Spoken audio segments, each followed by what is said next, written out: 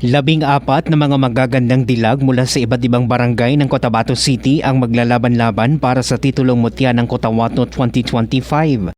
Isa ito sa mga highlights ng 66th araw ng Cotabato City ngayong June 20. Kahapon, bisita sila sa Mutya Moments ng NDBC Cotabato City kung saan ibinahagi nila ang kani-kanilang mga galing sa pagsagot sa mga tanong mula sa mga Cotabateños.